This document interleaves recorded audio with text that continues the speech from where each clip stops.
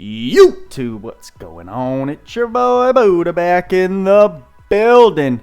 Okay, here we are to discuss the Dr. Stone collab. Part 1 brought us the event and the crafting system that has been, to my knowledge, been revamped. And it is a lot more player free-to-play friendly, I believe, than last time from what I'm hearing. However, it still is kind of confusing and complicated when you first take a look at it.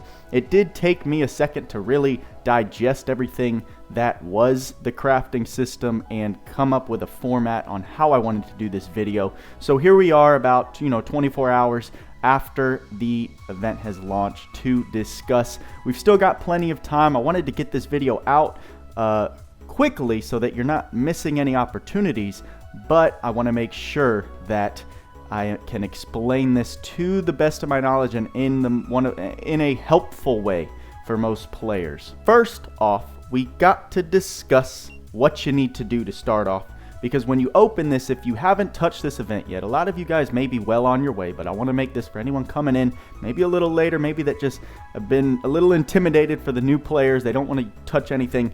All of these stages are going to be locked. So the first thing you're going to do, I believe it starts with this visitors from the Stone World. It's about 3 quests per stage, if you will.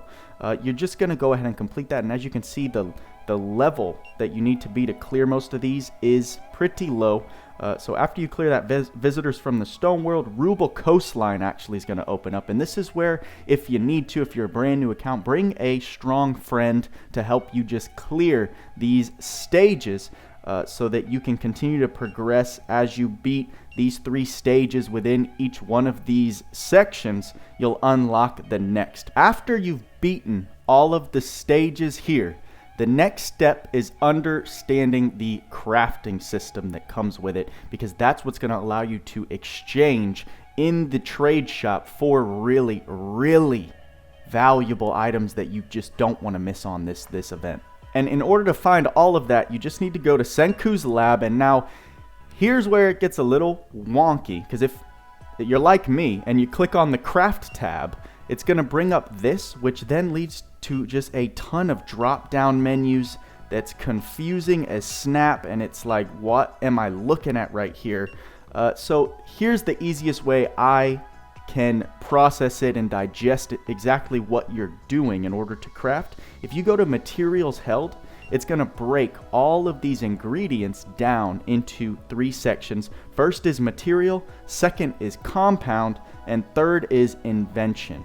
So in the invention tab, that is your final product.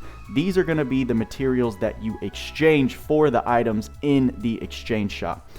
Compounds right here are the secondary crafting ingredient that you're going to be making out of materials, and materials here we can see are what you're going to be farming in the actual event stages. So each one of these seashells, sulfuric acid, salt water, those all come from these different quests stages right here, and they lay it out for you very easily. So you can see in Ruble Coastline, you get the seashells, saltwater, seaweed.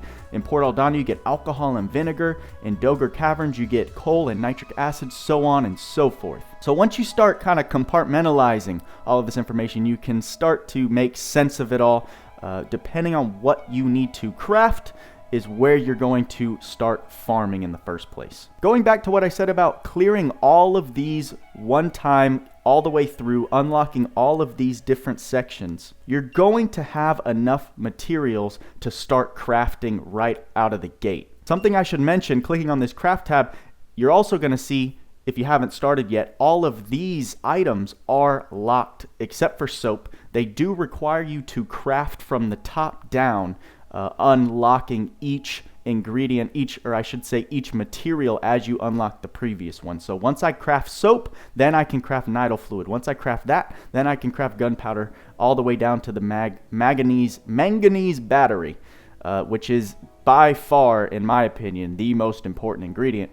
Obviously why you should get to it. So I don't know if I was just lucky or if this is going to be consistent for most players, but when I cleared all the stages one time through that we discussed before, I was able to craft at least one of these materials all the way until I got down to the manganese battery. I had enough ingredients for soap, then nitro fluid, then gunpowder. I didn't have to go back and craft any of them specifically, but now I've shown you how to determine what exactly you need to farm. Let's say you crafted up to nitro fluid, but now you need gunpowder. So we click that, it's gonna give us this drop down menu. Now, you're gonna see this series of drop down menus. What's nice is that in that material breakdown menu that I showed, the colors of these sections actually correlate to what they are. So right, the blue drop down menu right here, potassium nitrate, is a compound. Just like if we go back to materials held, we can see that compound is also blue. And as we discussed before, that is something that you will have to craft using materials, which you can see the sulfur and nitric acid below that are in gray. So now you know that you need to go farm sulfur and nitric acid.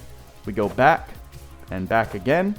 We find sulfur and nitric acid. We see that nitric acid is in the Dogger Caverns and sulfur is in the Malboria Lava Cave. So you'll need to farm those two stages to get the ingredients in order to make the final materials. I hope I didn't confuse anyone too much with that explanation on how to know what you need to gather, but let me show you exactly what crafting looks like. So let's say you went ahead and you farmed all of the materials you need to make one of these ingredients. I'm just going to start with soap since I know I have the ingredients. As you can see, this hammer is grayed out. It means I don't have what I need to craft. When the hammer is lit up in orange, it means I do have the materials in order to craft it. So I'm going to click on that orange hammer. I'm just going to go ahead and compound, although you can hit max if you just want to use the most materials that you have.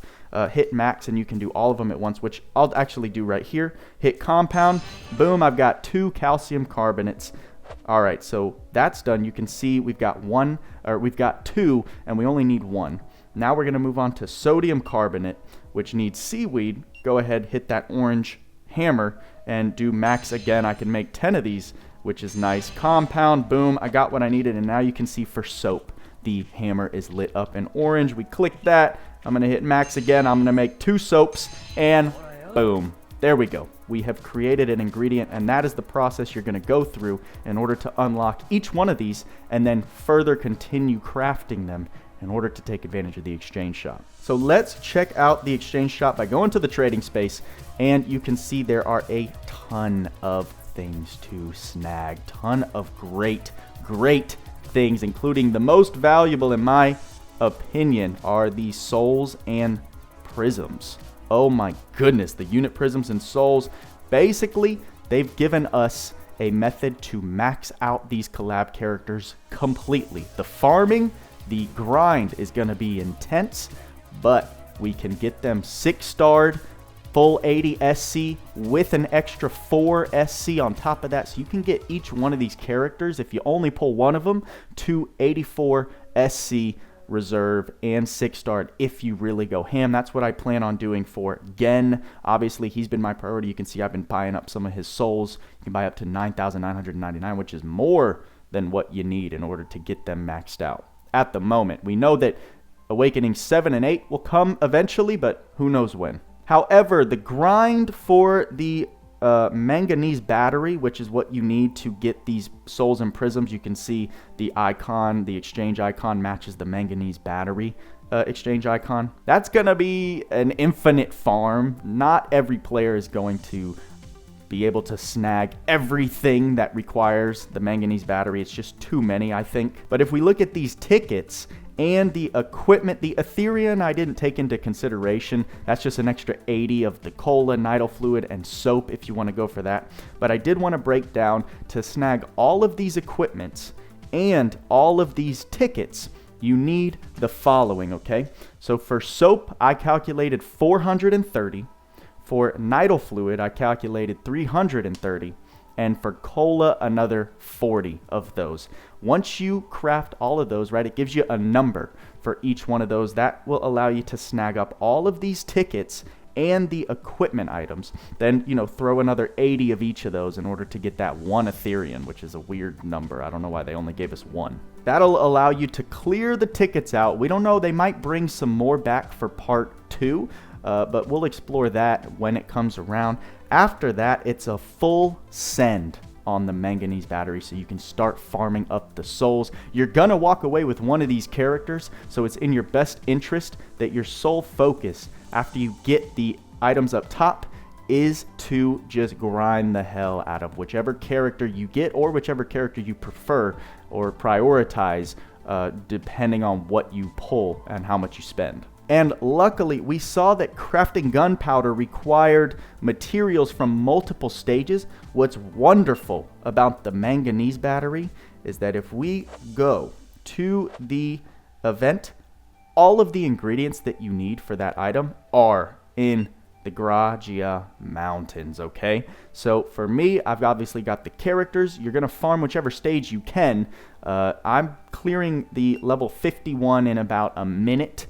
And you'll see I bring, obviously, my boy Gen to get that AP, and 2 farmers who are not built up at all. I am slacking so bad on building up my farmers, but they do enough of a job to get me more materials than if I didn't. I could bring Beast Hunter if I wanted to spend more souls, which I will do for this case. I'm gonna go ahead, slap on Beast Hunter, edit the arc level down to 1 so we spend the least amount of souls running this event, and then boom, we're gonna run it. I'm going to go ahead and clear this stage so you can see exactly what it looks like once you've gotten materials.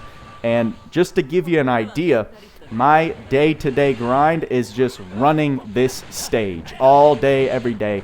I need to start farming the soap, the nidal fluid, and cola so I can get those other items I showed you in the exchange shop. But since I got Gen, I was just like, I just want to farm him up immediately. That's what I've been doing. I just run this event over and over and over again. That's how I've spent the last 20 hours of playing the game. Sadly, we cannot auto-run this stage, and that would make this grind literally 100 times more bearable, easier to stomach if we could just set it on auto-run. If I could have ran this stage on auto-run overnight, the soul grind for these characters would have been exponentially easier. But sadly, it is a manual run each time. We're about to finish this stage. You see I slapped on God Heal on Gen. Gen is just an incredible character. I was talking in the Discord. Definitely my number 2 unit at the moment. Del Morto and Ray are tied at number 1. If you want to be technical, Gen is my 3rd favorite unit, but it's purely because of his kit. His kit, I forgot to pop Beast Hunter. I'm so sorry. But his kit makes him so intriguing, so cool to me. And Tweaks, shout out to the homie Tweaks. I saw him put a showcase video of what he's done to Gen so far, not even built up all the way. Very far from being built up all the way, and homeboy is hitting damage caps already. You know, that plus his utility that he brings to the table. He's an insane character. Congrats to anyone who's been able to pull him. He's going to make a great addition to your entire team. I'm going to do a video explaining Gen more when I build mine up probably a little more, because there's a lot to talk about with him. He's a really exciting unit. All right, and now that we've cleared that stage, let's go back and craft a Manganese Battery. You can see that I can actually, oh, well, here we go. You need a carbon rod, you need manganese, and you need zinc. I've got enough of the bottom 2 materials, but I need to go in here and use copper and graphite to craft a carbon rod. I can make 3 of them at the moment. Once I do that, the orange hammer lights up, boom, max, 3 more Manganese Battery, and there we go. That's how the farming works for that specifically, which is my top priority right after I get the tickets and equipment from the exchange shop. And very important, people, do not forget about tours. Look at here, this little tab hiding up in the top left. Click right there. This is a beautiful little thing that they added. We talked about it, I remember seeing it, but it did take someone reminding me that this was a thing to start doing it. Do not forget to do these. You can pick, for example, I have the Cloudia Mountains running, so I can get more for Manganese Batteries. But you can set the tours to each one of those areas, which yields you the materials that come with that area, and it gives you an okay amount. I know if you put your collab units in there, it gives you a bonus amount of one of the materials. So definitely it's something you want to keep in mind. With tours are tricky. I don't run arcs on my tours because I don't want to spend the blue and red souls. But if you are not hurting for blue and red souls, you definitely want to put arcs on your units, because it gives you extra chances for great and grand successes when you're running these. Also keep in mind that the characters you use on this tour or your normal tours cannot be used on the same in both areas. So these characters are different than the ones that I'm running. We go back to the home screen in my regular tours here. So keep that in mind. You do need enough characters. And my advice, if you don't have enough characters, stop doing these random tours. Put all your characters to do the collab tours. Because each one of these tours also gives you a different reward for completing all of the missions. I know the first five, I can't remember. I think you get 100 souls of each of the collab characters that correspond with one of these areas. Then I think for the Cloudia Mountains, I'm going to get 30 mother souls. You get different rewards for doing these, so you want to make sure to take advantage of all of them. Keep that in mind. It's easy to miss and easy to forget about. They reset every 4 hours, so it's something you want to check back on regularly. And looking at my list, I think that covers the Dr. Stone Part 2 or Part 1 Rerun Crafting Guide. Ladies and gentlemen. Okay, that definitely took some brain power from your boy Buddha to explain thoroughly, but I'm happy with everything I explained. Hopefully I didn't forget anything. Y'all already know. Drop the comments if there are extra tips and tricks you know of that I missed, because this community is awesome. Y'all are always teaching me so much, and I know others reading the comments are learning as well. So again, thank you all so much for being here. I hope this helped you. I hope you're enjoying the collab, because this is a great one. The DMC was great, and now this rerun of Dr. Stone, I'd say, is even better so far. Just so many dope things. LC, Adis, thank you again. And that's all I got for you. So, until next time, work hard, play harder. See you in the next video.